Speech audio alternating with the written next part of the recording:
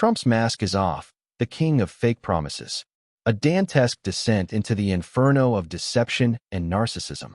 In the divine comedy of our modern world, where the damned walk among the celebrated and fraud masquerades as freedom, Donald J. Trump emerges not as a fallen angel, but as a golden calf molded by the fire of vanity, greed, and inherited delusion. His ascent was not divine but theatrical, his throne not earned but purchased with illusion, media manipulation, and generational vice. The mask is now off. Trump, long idolized by desperate millions as a maverick outsider, has proven himself a servant not of the American people, but of the same ancient globalist order he pretended to oppose. His promises to drain the swamp, to end foreign wars, to bring back jobs and dignity, were nothing more than ritualistic incantations designed to entrance a weary, betrayed nation.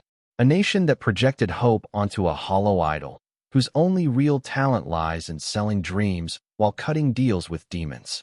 Behind the marble columns of Trump Tower lies a story rarely told in the glowing pages of conservative myth.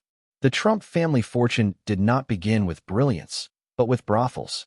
Friedrich Trump, Donald's grandfather, built his initial wealth operating hotels and bordellos during the Yukon Gold Rush. This was not capitalism in its noble form, but parasitic exploitation of human weakness, lust, greed, desperation. From the start, the Trump dynasty was built on bodies, on vice, and on moral vacancy. Is this the legacy that now pretends to restore American greatness? A family that inherited the pimp's coin and turned it into a casino empire, where fortunes rise on addiction, ruin, and illusion? Donald, the crown prince of this lineage, carries the same traits amplified: an obsession with image, a pathological need for adoration, and a deep-rooted fear of humiliation. Psychologists have long diagnosed him from afar: malignant narcissism, megalomania, sociopathic detachment from truth and consequence. He speaks in absolutes, requires constant applause, and equates criticism with betrayal. These are not the signs of strength, but of an insecure emperor terrified of the mirror. Yet millions, lost in the desert of political despair, chose to follow this false Moses, believing he would lead them to a promised land. Instead, he led them into a deeper Egypt, one ruled not by pharaohs of faith, but by banking dynasties and oil barons. Rothschild, Rockefeller, BlackRock, Vanguard, the true architects of his presidency and of every modern administration. And who benefits from Trump's actions? Not the veterans, not the workers, not the children of the forgotten towns he pledged to save, but Israel, whose interests he served with blind devotion.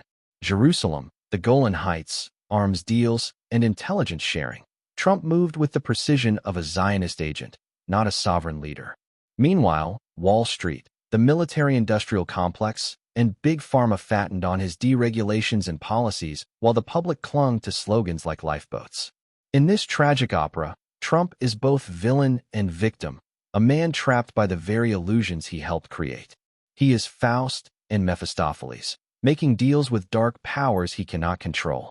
His rallies became ritualistic mass delusions, his speeches a looping litany of blame, rage, and self-glorification.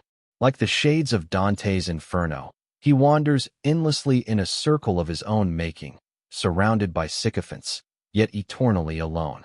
And so, the people must awaken from this dream of gold-plated nationalism. The true war is not between left and right, but between the ruled and the rulers, between the deceived and the deceivers. Trump was never the solution. He was the distraction, the actor cast to delay the reckoning. The time has come to tear off not just Trump's mask, but the mask of the entire system that crowned him king of fake promises. Only then can we ascend from this inferno.